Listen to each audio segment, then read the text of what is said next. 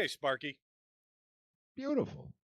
Nobody call me Sparky. You're Sparky. You're the electrician. It's the way it is. All right.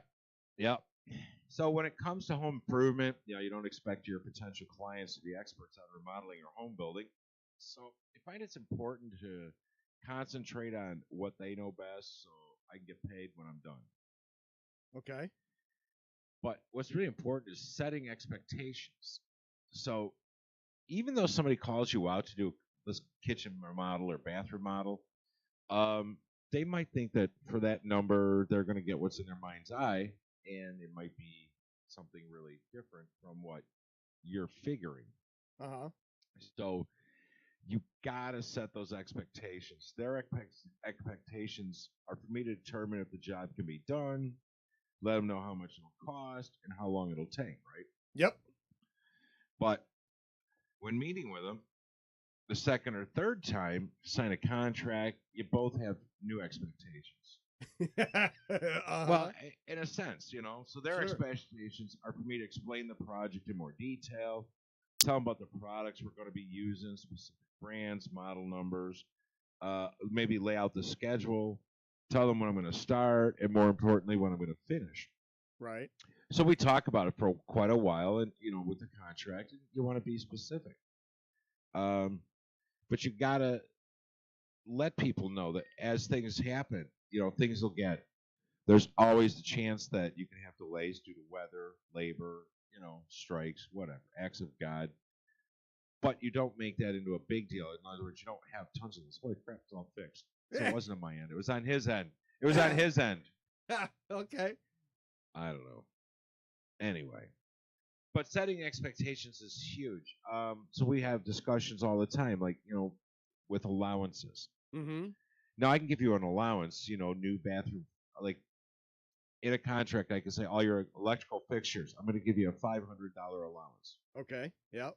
Now, if you haven't really shopped for lighting fixtures, or if you're depending on your taste, that might sound like plenty of money. Mm-hmm. But we regularly spend $6,000-$7,000 for a light fixture. Sure. Yeah. And, well, there's your budget. Gone. Done. Your allowance. Right. So that's what we mean. You want to set expectations properly, saying, on lighting fixtures, I'd rather give you no allowance just because you don't know where you're going to go. But yeah, it could be a crazy number. But appliances, we do that, but we do it based on, list price or 70% of list price, and that should get you your appliances. So you have to have a big discussion, because if you just sit with somebody and you're all excited about, we're finally getting the new kitchen, you sign a contract and you start shopping, and all of a sudden you got change order after change order. Well, that wasn't figured. Right. That's an extra.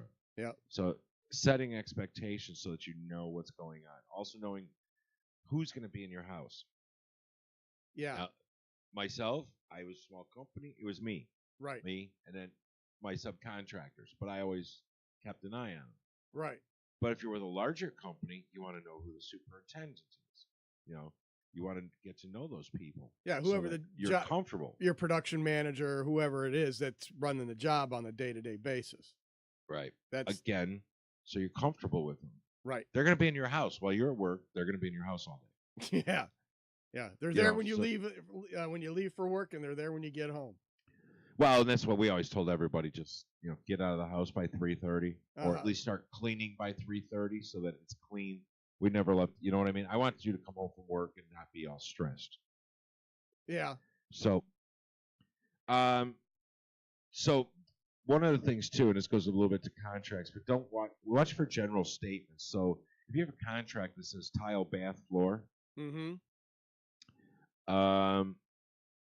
that doesn't mean a heck of a lot. Now, what kind of tile did you have in mind? You might have thought about that 24 by 24 in marble.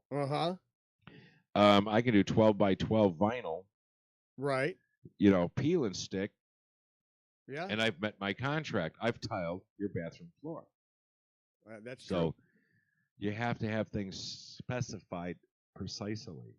Yeah. So you know exactly what you're getting. If it's porcelain tile or it's stone or something like that, get a little bit closer on the description than just tile floor. So right. Yeah. That way you're not getting into the slap and stick stuff that is not which has what gotten it's- better, but it's still slap and stick. Oh yeah, no. It's, So I found it to be simple, but that's why when I hear someone complain about their contractor that's doing the job, usually it's taking too long. Maybe they only work 1 day a week, but it's all avoidable. So when contractors setting expectations and telling you that they'll be done in a particular time frame, had you called their references, they would have told you if they had met their time frame. on a Now, regular I'm not going to basis. sit here and tell you I'm perfect. I mean, I would give my clients a schedule, all blocked out, man days, the whole 9 yards, and Yep. here was my anticipated end date. Sometimes I got done early. Sometimes I was a couple days later. Yep. The point is, there was a finish line. Mm-hmm. You had a goal. You know, I learned a long time ago that anybody could be a builder given all the money and all the time in the world. The trick to being a very good builder is being able to do it within a certain time frame at a certain budget. And yeah, exactly. And that's what we excel at, right? Mm-hmm. Anybody can do this if you don't care how long it's going to take and how much money it costs. But if you actually worry about it, it takes a little work. There we go. Cool. Now, are you switching that over, Randall? All right, there we go. Cool.